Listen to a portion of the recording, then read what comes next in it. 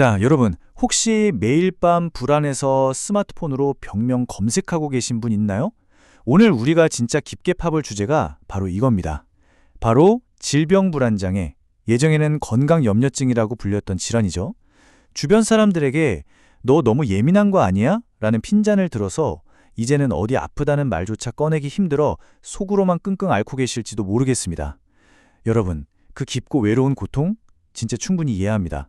오늘 이 시간엔 여러분이 느끼는 그 고통이 단순한 꾀병이 아니라 뇌와 신경계가 절박하게 보내는 진짜 신호라는 걸 아주 과학적인 관점에서 싹 다 풀어드릴 겁니다. 자, 준비되셨죠? 바로 들어가 보겠습니다. 아니, 건강검진은 다 정상이라는데 왜 나는 자꾸 큰 병에 걸린 것 같을까요? 아마 지금 이 해설을 보고 계신 분들 중 상당수가 무릎을 탁 치며 공감하실 겁니다. 병원 가서 비싼 돈 주고 MRI 찍고 피 뽑고 내시경 다 해봐도 의사 선생님은 늘 한결같죠. 아무 이상 없네요. 스트레스성입니다. 그런데 내 몸은 진짜로 아프거든요. 심장은 미친 듯이 쿵쾅거리고 소화는 하나도 안 되고 온몸이 쑤시는데 말이죠. 이 모신이 사람을 진짜 미치게 만드는 겁니다. 의사는 정상이라는데 나는 당장 내일이라도 쓰러질 것 같은 그 공포. 오늘 우리는 왜 몸에서 이런 기막힌 엇박자가 나는지 그 이유를 차근차근 짚어볼 겁니다. 실제 환자분 한 분이 저한테 이런 고백을 하신 적이 있어요. 저도 이게 마음의 문제인 건 머리로는 아는데요. 도저히 멈춰지지가 않아요. 분명히 몸 어딘가에 큰 병이 있는데 의사들이 못 찾는 거라고요. 여기서 진짜 흥미로운 포인트가 뭔지 아세요? 환자분들 스스로도 이성적으로는 내가 좀 과한가? 하고 인지하고 계신다는 거예요. 하지만 머리로 아는 거랑 내 몸이 느끼는 공포는 완전히 별개로 돌아갑니다. 여러분, 방금 이 이야기 들으면서 완전 내 얘긴데? 하셨다면 일단 안심하셔도 좋습니다. 여러분 혼자만 겪는 일이 절대 아니고요. 무엇보다 여러분 의지가 약해서 생기는 일이 절대 아닙니다. 자, 그럼 도대체 얼마나 많은 분들이 이 고통을 겪고 있을까요? 놀라지 마세요. 무려 20%입니다. 동네 1차 병원을 찾는 환자분들 중 20% 이상이 이런 질병불안장애의 패턴을 보인다고 추정되고 있어요. 전체 인구로 따져도 5%나 되니까 진짜 어마어마한 숫자죠. 특히 최근 몇 년 동안 팬데믹 거치면서 내 건강에 병적으로 집착하게 된 분들이 정말 훅 늘어났거든요. 그런데도 내가 진짜 병인가 싶어서 제대로 된 전문 치료를 받는 분들은 극소수입니다. 겉으론 멀쩡해 보이지만 속으로는 매일매일 공포와 싸우는 분들이 우리 주변에 생각보다 훨씬 많다는 뜻입니다. 이걸 의학적으로 정확히 정의하면 바로 질병불안장애가 됩니다. 몸에 나타나는 증상이 아주 가볍거나 거의 없는데도 나 진짜 심각한 병에 걸린 거 아니야? 하는 엄청난 공포에 사로잡혀서 일상생활이 엉망이 되는 상태를 말하죠. 여기서 제가 진짜 2번, 3번 강조하고 싶은 게 있어요. 이건 절대 아픈 척하는 꾀병이 아니라는 겁니다. 환자분들은 진짜로 진심으로 자신에게 큰 병이 있다고 믿고 그 끔찍한 공포를 생으로 느끼고 계신 거예요. 뇌에서 울리는 공포 알람이 너무 강력해서 잊지도 않은 병마와 매일 피말리는 사투를 벌이고 계신 겁니다. 자, 그럼 보통 사람들의 반응이랑 어떻게 다른지 딱 비교를 해볼까요? 보통 사람들은 배가 살짝 아프면 어떻게 생각하죠? 아, 어제 먹은 치킨이 체했나? 하고 맙니다. 병원 가서 소화불량 약 하나 타오면 바로 잊어버리죠. 근데 질병불안장애가 있으면 완전히 스토리가 다릅니다. 똑같이 배가 살짝 아픈데 이거 췌장암 초기 증상 아니야? 하면서 최악의 시나리오로 직행해버려요. 병원 가서 아무 이상 없다는 말을 들어도 안도감은 딱 5분 갑니다. 돌아서면 바로 아니야, 초기라서 아직 안 나온 걸 거야. 오진이면 어떡하지? 하면서 또 두려움의 구렁텅이로 빠지는 거죠. 도대체 왜 이렇게 급단적으로 반응하게 되는 걸까요? 그 범인은 바로 여러분 뇌 속에 있는 편도체입니다. 일명 편도체 하이제킹 현상 때문인데요. 우리 뇌의 깊숙한 곳에는 아몬드처럼 생긴 편도체라는 녀석이 있어요.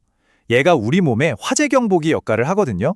위험이 닥치면 비상 하고 공포 반응을 일으켜서 우리를 보호하는 거죠.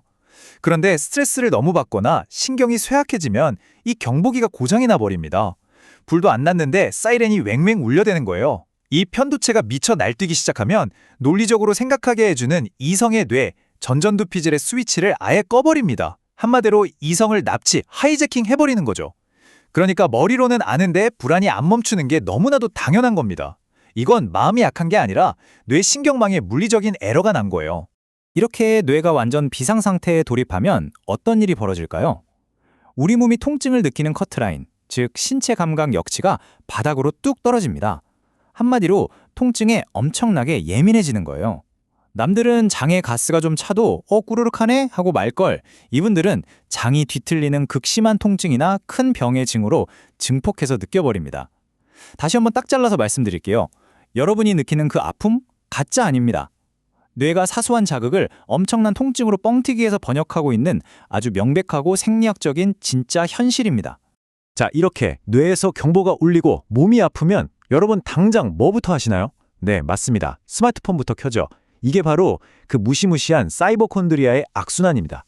내 증상을 검색창에 칩니다. 처음엔 비슷한 증상으로 금방 나왔다는 걸 보고 딱 1분 안심해요. 근데 알고리즘이 우리를 가만두나요? 스크롤 좀 내리다 보면 암, 파킨슨, 심근경색, 온갖 무서운 병명들이 와르르 쏟아집니다. 그걸 보는 순간 진정되려던 편도체에 기름을 통째로 들이붓는 꼴이 됩니다. 불안감은 통제 불능으로 치솟고, 불안하니까 또 폰을 들고 검색하고, 이 끔찍한 쳇바퀴에 갇혀버리는 거죠. 이게 여러분의 뇌신경 회로를 제일 망가뜨리는 최악의 습관입니다. 스마트폰 검색으로 답이 안 나오면 그 다음은 이른바 닥터 쇼핑의 늪으로 빠지게 됩니다. 동네 내과에서 정상이라고 하면 큰 대학병원으로 가고, 거기서도 정상이라고 하면 유튜브에서 본 또 다른 유명 의사를 찾아 전국을 돕니다. 환자분들은 내 이 거대한 불안감 사이즈에 딱 맞는 아주 무시무시한 진단명을 내려줄 때까지 병원을 떠도는 거예요.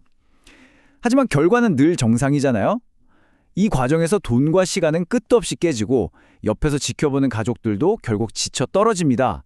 나중엔 너 진짜 언제까지 그럴래? 하고 가족들이랑 싸우게 되고, 환자는 세상 천지에 나 혼자 버려진 것 같은 끔찍한 고립감에 시달리게 되는 겁니다. 자, 그럼 내 얘기 같아서 철렁하신 분들, 제가 지금부터 딱 5가지 핵심 기준을 불러드릴 테니까 속으로 체크해보세요.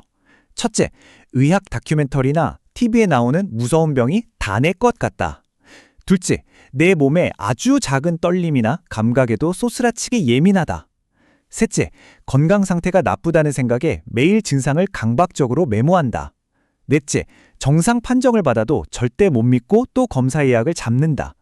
다섯째, 이런 미칠 것 같은 불안 때문에 내 일상이 엉망이 된 지 벌써 6개월이 넘었다.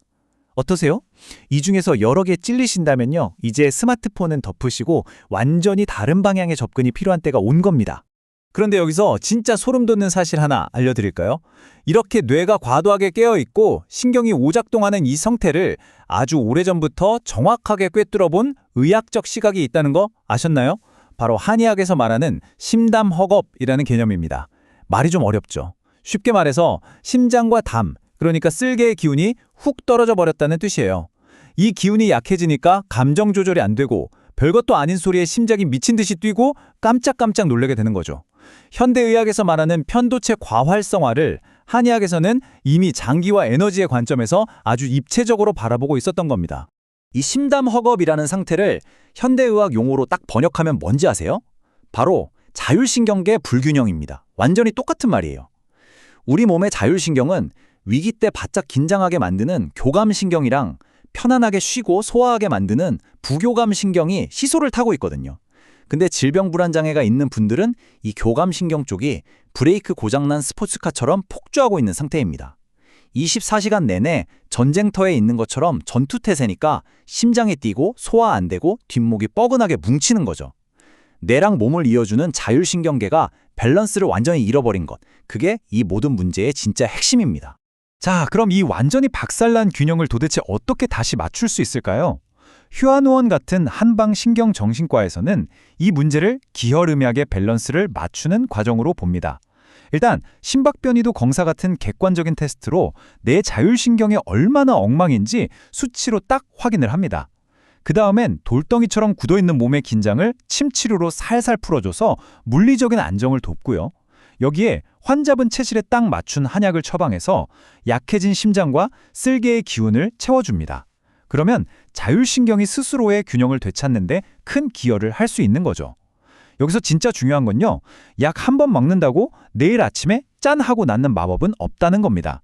몸의 전체적인 밸런스를 서서히 맞춰가면서 불안의 볼륨을 낮추고 증상 완화를 돕는 게 진짜 목표인 겁니다.